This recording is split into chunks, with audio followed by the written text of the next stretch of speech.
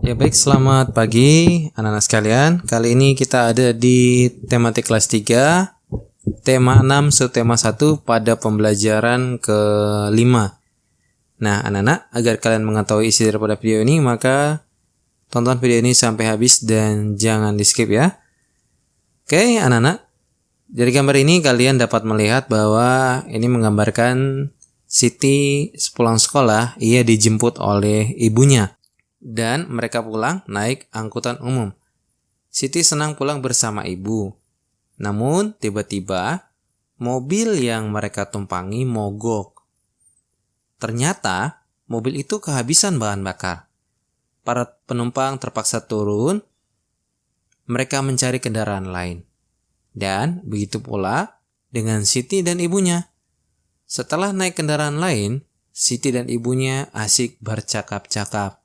Nah, ayo anak-anak kita simak percakapan Siti dan ibunya ya. Bu, mengapa ya angkot tadi mogok? Sebab bensinnya habis. Kalau bensinnya habis, mesinnya tidak dapat hidup. Akibatnya, mobil tersebut mogok. Berarti bensin sumber energi mobil ya, Bu? Benar, Nak. Bensin adalah salah satu jenis bahan bakar minyak untuk kendaraan. Bahan bakar minyak terbuat dari apa, Bu? Bahan bakar minyak BBM berasal dari fosil hewan. Fosil hewan adalah hewan yang mati dan tertimbun di dalam tanah jutaan tahun yang lalu. Berarti sulit ya, Bu, memperoleh BBM itu? Ya, Nak. Butuh waktu yang sangat lama. Apakah BBM hanya untuk menghidupkan kendaraan, Bu? Oh, tidak. BBM itu bukan hanya untuk kendaraan. BBM juga dapat digunakan di dapur untuk menyalakan kompor, di pabrik untuk menghidupkan mesin-mesin pabrik. Jadi, di mana saja BBM banyak digunakan. Lama-kelamaan dapat habis ya, Bu? Betul, Nak. Oleh karena itu, kita harus menghemat penggunaan BBM. Mengapa? Karena cadangan BBM di bumi makin sedikit. Oh, begitu ya, Bu? Iya, Nak. Wah, kita sudah sampai nih. Ayo, siap-siap turun. Oh, iya, Bu. Nah, anak-anak, kamu telah membaca percakapan di atas dan sekarang ayo kita kerjakan sama-sama tugas-tugas berikut ini. Yang pertama, tuliskan paling sedikit 3 hal terkait sumber energi sesuai percakapan di atas. Ya, yang pertama adalah BBM, bahan bakar minyak, berasal dari fosil hewan. Yang kedua, butuh waktu sangat lama untuk mengumpulkan BBM. Yang ketiga, BBM lama-kelamaan akan habis. Yang keempat, kita harus menghemat penggunaan BBM. Nah, soal yang nomor 2. Buatlah kalimat dengan kata-kata berikut. Kata fosil. Fosil hewan diolah menjadi bahan bakar minyak. BBM. Bahan bakar mobil adalah bensin. Mogok. Mobil itu mogok dikarenakan bahan bakarnya habis. Kata bensin. Motor berbahan bakar bensin. Kata energi. Mobil dapat bergerak karena energi dari bensin. Nah, anak, berdasarkan percakapan di atas kita dapat mengetahui tentang BBM ya. BBM itu singkatan dari bahan bakar minyak. Nah, untuk menghasilkan BBM membutuhkan waktu yang lama ya. Kita tahu bahwa penduduk di dunia ini semakin padat dan sehingga kebutuhan terhadap bahan bakar minyak atau BBM tentu semakin banyak pula. Ya, BBM itu dipakai setiap hari oleh manusia, termasuk kita ya. Dan untuk menghasilkannya, tadi kita telah membaca percakapan antara Siti dan ibu bahwa dibutuhkan waktu jutaan tahun lamanya. Dan itulah sebabnya kita berkewajiban untuk melakukan penghematan BBM agar tidak cepat habis. Nah, kalian adalah warga negara yang baik dan kita harus peduli terhadap hal ini. Sekarang, ayo kita diskusikan cara menghemat BBM yang tepat ya, agar BBM itu tidak gampang habis ya. Nah, cara menghemat energi yang berupa BBM adalah yang pertama, kita mengurangi penggunaan kendaraan ya. Contoh, kamu ingin bersama orang tua ke kios yang dekat jaraknya ya. Nah, kalau dekat jaraknya bisa ditempuh dengan berjalan kaki, ya oke. Harus dilakukan dengan berjalan kaki. Karena cara ini termasuk cara untuk kita mengurangi penggunaan BBM tersebut ya, sehingga bensin atau bahan bakar yang ada di kendaraan bermotor itu tetap hemat dan tidak berkurang lebih banyak ya. Dan kemudian yang kedua, tidak menggunakan banyak minyak saat membakar sampah. Nah, kita biasanya kalau ingin membakar sampah ya, pasti untuk menyalakan api pertama kita menggunakan minyak agar cepat menyalanya ya. Namun kadang kita menggunakan banyak sekali minyak ya. Untuk itu saat membakar minyak, gunakanlah sedikit minyak saja. Dan yang ketiga, beralih ke bahan bakar biogas. Biogas ini adalah bahan bakar yang berasal dari turunan dari tumbuhan ya. Kemudian beralih ke bahan-bahan bakar biodiesel, yang mana ini merupakan dari bagian-bagian proses kimiawi pada benda organik ya anak-anak ya. Dan yang kelima adalah menggunakan kayu untuk bahan bakar. Oh Pak Guru, kok ini sudah zaman modern kok pakai kayu untuk bahan bakar? Nah, maksud Pak Guru adalah ketika kita ingin menggunakan minyak ya, namun minyak itu sisa sedikit, ya kita dapat menggantinya dengan menggunakan kayu bakar ya. Nah, contoh, oh di sekitar saya ini banyak pepohonan ya, banyak ranting-ranting kayu. Nah, minyak tanah sudah mau habis ya misalnya ya. Kalau begitu saya pakai saja kayu untuk memasak. Nah, ini hanya berlaku bagi kalian yang tempat tinggalnya masih ada pepohonan ya. Kalau tempat tinggalnya sama seperti Pak Guru di perkotaan, maka sangat sulit sekali untuk mendapatkan kayu sebagai bahan bakar ya. Nah, anak-anak, Pak Guru yakin ada banyak lagi cara yang dapat kalian lakukan untuk menghemat energi berupa bahan bakar minyak ya. Contoh-contohnya seperti apa? Kalian dapat diskusikan bersama orang tuamu juga di rumah ya. Oke, anak-anak. Jadi, sesampainya di rumah ya, Siti lalu melihat jam di dinding ya. Lalu Siti bertanya kepada ibu, pukul berapa sekarang? Ibu menjelaskan bahwa sekarang pukul 11.00 atau jam 11 pas ya. Dan lihatlah gambar berikut. Gambar ini menunjukkan pukul 11.00. Oke, anak-anak. Gambar ini menunjukkan pukul 11.00 ya, di mana jarum pendek terletak pada angka 11 dan jarum panjangnya terletak pada angka 12 ya. Oke. Sekali lagi anak-anak, untuk menentukan pukul 11 tepat, 12 tepat, pukul 1 tepat, maka jarum pendeknya akan berada pada angka di depannya. Pukul 1, maka jarum pendeknya ada di angka 1. Ketika pukul 11, maka jarum pendeknya di angka 11. Dan 00 berarti menandakan bahwa jarum panjangnya ada di angka 12. Ya. Nah, oke. 15 menit kemudian, Siti makan siang. Berarti, Siti makan pada pukul 11.15. Bagaimana cara menggambarkan pukul 11.15 pada jarum jam? Maka lihatlah gambar berikut ya. Jarum pendek sedikit melewati angka 11 ya. Jarum panjang berada di angka 3. Nah, mengapa seperti ini? Tadi kita lihat bahwa jarum panjang awalnya ada di angka 12. Karena lewat 15 menit, maka 12 ke angka 1 hitungnya adalah 5 menit. Ya. Setiap berpindah jarum panjangnya ke angka yang baru itu berlaku kelipatan 5 ya.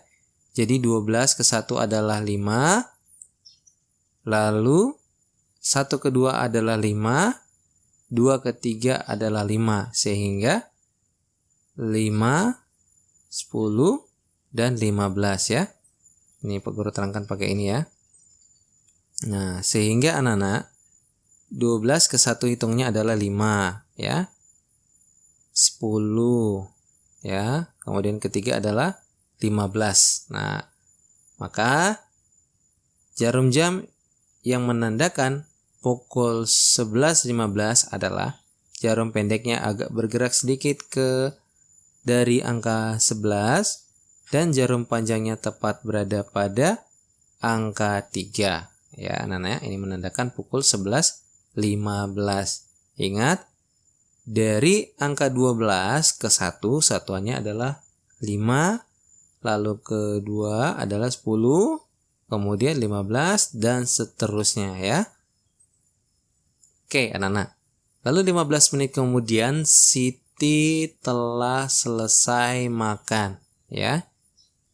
Jarum jam di dinding rumahnya menunjukkan pukul 11.30. Nah, pukul 11.30 ditandai seperti ini. 11.30 berarti setengah jam lagi adalah pukul 12 ya. Nah, kalau ditandai dengan 11.30, pukul 11.30 berarti jarum pendeknya akan bergerak di antara pukul 11 dan pukul 12 ya. Kemudian jarum panjangnya akan tepat berada di angka 6 ya, menandakan bahwa dari jarum panjang di 12 tadinya ya, ke 1 adalah 5, 10, lalu 15, lalu 20, 25, dan 30 ya. Maka tampak dari pukul 11.30 pada jarum jam adalah seperti ini. Ya, anak ya. Oke, sekarang kita perhatikan gambar-gambar berikut dan tentukan letak jarum jam untuk waktu-waktu berikut ini. Pukul 7.00. Ingat bahwa kalau pukul 7.00 atau pukul 7 pas, maka jarum pendeknya ada di angka 7 dan jarum panjangnya tepat di angka 12 ya. Seperti ini anak ya. Nah, kita lihat yang kedua. Pukul 7.20 ya. Maka jarum pendek akan bergeser sedikit dari angka 7 dan 20 menit. Ingat ya. 7 ini untuk jarum pendek ya. Lalu 20 untuk jarum panjang. Ya. Ini menandakan menit ya. Ini menandakan menit dan ini menandakan jam ya. Menit dan jam. Maka jam ditandakan dengan jarum pendek sedangkan menit ditandakan dengan jarum yang panjang ya. Sehingga 7.20 tampaknya adalah seperti ini. Nah, jarum panjang 7-nya agak bergeser sedikit dari angka 7 dan 20 menit dihitung dari pukul 12 ya. 5 ya, lalu 10 ya, kemudian 15, kemudian 20 ya, anak-anak ya. Sehingga tampak dari pukul 7.20 adalah seperti ini. Oke. Dan kita lihat pada soal yang ketiga, pukul 6.40 ya. Berarti jarum pendeknya bergeser sedikit dari angka 6 dan lewat dari 40 menit. Maka tampak dari jarum jamnya adalah seperti ini. Ya, kita lihat ini anak-anak. Nah, jadi kalau misalkan dia 6.30, maka jarum panjangnya akan ada di sini ya. Akan ada tepat di angka 6 pada jarum jam. Namun karena lewat 40, jadi 30, 35, dan 40. Sehingga jarum pendeknya bergerak sedikit di antara angka 6 dan angka 7 pada jarum jam. Oke. Dan kita lihat yang nomor 4, pukul 9.15. Maka jarum pendek di angka 9 dan jarum panjangnya ada di menit ke-15. Nah, seperti ini ya anak-anak ya. Oke, kita lihat pada soal yang kelima, pukul 3.45. Ya, bagaimana tampak daripada jarum jamnya? Ya, seperti apa tampak dari pukul 3.45? Ya, ini adalah penanda jarum jam untuk pukul 3.45. Kita lihat pada pukul 10.10. Ya, seperti ini anak ya. Dari angka 12 ke 1 adalah 5, ke angka 2 adalah 10 ya. Kemudian kita lihat pada nomor 7 pukul 6.00. Ya, berarti tampaknya adalah seperti ini. Lalu pukul 6.30. Ya, tampaknya seperti ini anak ya. Pukul 6.30 berarti setengah jam kemudian adalah pukul 7, sehingga jarum pendeknya akan berada di antara pukul 6 dan pukul 7, dan jarum panjangnya tepat pada angka 6 pada jarum jam ya. Dan kemudian kita lihat nomor 9 pukul 12.00. Ya, maka penandanya adalah seperti ini ya anak-anak ya. Jarum panjang dan jarum pendeknya sama-sama ada pada angka 12 pada jarum jam ya. Kemudian yang ke-10 adalah pukul 12.30. Seperti apa tampaknya? Ya, tampaknya adalah seperti ini ya. 12.30 atau setengah 1 ya. Maka berarti dari pukul 12 bergeser jarum pendeknya di antara 12 dan angka 1, dan 30 menitnya tepat berada pada angka 6 pada jarum panjang di jam dinding ya. Oke anak-anak mudah ya. Nah anak-anak, kalian harus tahu bahwa dalam satu hari ada 24 jam ya. Dimana pukul 00 sampai pukul 12.00 dimulai dari tengah malam sampai tengah hari ya. Jadi jam 12.00 ya, jam 12 malam ya, itu penanda waktunya adalah 00 ya. 00.00 sampai pukul 12.00 itu adalah penanda tengah hari ya. Ngerti anak ya? Jadi pukul 00.00 sampai pukul 12.00 ya. Itu berlaku dari tengah malam sampai jam 12 siang ya. Nanti setelah pukul 12 siang itu berlaku hitungnya adalah 12 ke 13. Jadi pukul 12 tidak mulai ke pukul 1, namun berlaku pukul 12, pukul 13, pukul 14, pukul 15 dan seterusnya. Nah, pukul 13 itu dapat disebut dengan pukul 1 siang ya. Dengan demikian pukul 14 sama dengan pukul 2 siang. Pukul 15 sama dengan pukul 3 siang ya. Kita dapat melihat pada gambar ini bahwa gambar di samping menunjukkan pukul 13.00 di mana jarum pendek ada di angka 1 dan jarum panjang ada di angka 12 ya. Jadi pukul 13.00 sama dengan pukul 1 siang. Kemudian gambar yang kedua ini ya menunjukkan pukul 14.00 di mana jarum pendek ada di angka 2 dan jarum panjang ada di angka 12. Jadi pukul 14.00 sama dengan pukul 2 siang ya anak-anak ya. Nah, oke anak-anak. Siti bangun tidur pada pukul 5.00 lalu kemudian dia mandi, ibadah dan melakukan persiapan untuk berangkat ke sekolah. Kegiatan itu berlangsung selama 1 jam. Artinya, pukul 6.00 Siti siap berangkat sekolah. Jika Siti berangkat sekolah pukul 6.00 pagi, Siti sampai di sekolah pukul 7.00. Jadi, lama perjalanan Siti ke sekolah adalah 1 jam. Ya. Nah, sehingga anak-anak, ayo kita coba menjawab soal-soal berikut ini. Yang pertama, Siti mulai belajar sekolah pada pukul 07.00. Sekolah selesai pukul 12.00. Lamanya Siti belajar adalah berapa jam? Jadi pukul 7 ke pukul 8, pukul 9, pukul 10, pukul 11, pukul 12. Berapa jam anak-anak? Ya, 5 jam. Ya. Kemudian yang kedua, pukul 15.00 sama dengan pukul berapa sore? Ya, pukul 12 itu ditandai pukul 12 siang ya. lalu pukul 1 ditandai dengan angka 13 ya.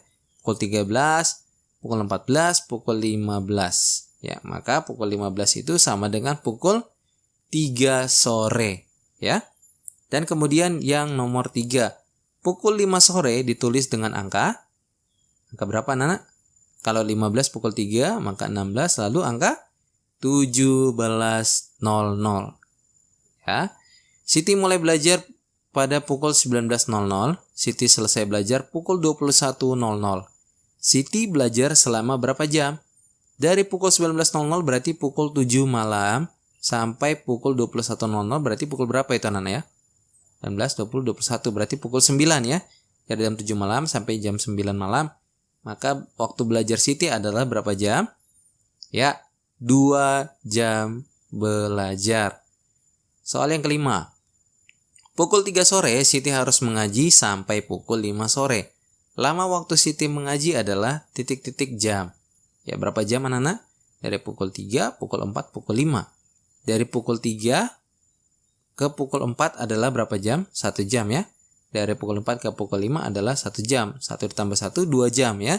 Jadi lama waktu Siti mengaji adalah 2 jam. Oke, anak-anak muda ya. Nah, sekian materi kita anak-anak untuk tematik kelas 3, tema 6, subtema 1 pada pembelajaran kelima hari ini. Dan semoga bermanfaat bagi anak-anak sekalian ya.